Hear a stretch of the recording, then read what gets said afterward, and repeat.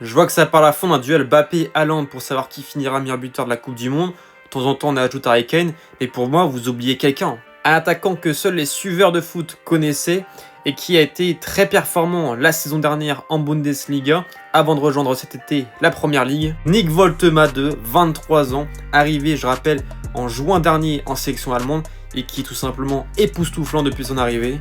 Hier soir contre la Slovaquie, il a encore marqué un but de la tête. En même temps, on va pas se le cacher, c'est un cheat code avec son mètre 98. Mais en plus de ça, il a été à l'origine de chaque but allemand, en étant très bon notamment dans le jeu combiné, dans les petits espaces, dos au but. Depuis quelques matchs, il a totalement métamorphosé l'équipe d'Allemagne, qui reste quand même sur 5 victoires de suite, après une défaite assez lamentable contre la Slovaquie 2-0. Et c'est vraiment un joueur en pleine progression, parce qu'à Stuttgart, ça n'a jamais été un grand attaquant, un grand finisseur. Mais en ce moment, avec l'Allemagne, il en est quand même à 4 buts sur ses 3 derniers matchs. Pour rappel, il a terminé meilleur buteur de l'Euro-Espoir en juin dernier avec 6 buts en 5 matchs.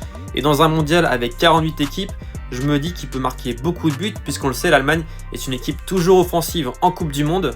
Alors à voir jusqu'où ira l'Allemagne à la Coupe du Monde. Mais quand on voit le potentiel offensif des Allemands, avec Florian Wirtz qui est très bon en sélection, Serge Gnabry, Leroy Sané, potentiellement même Jamal Musiala ou encore Lennart Kohl, je me dis qu'un Nick Woltemade peut être bien alimenté et pourquoi pas mal scoré. En tout cas, franchement, c'est un joueur qui a clairement son mot à dire dans le débat du meilleur buteur.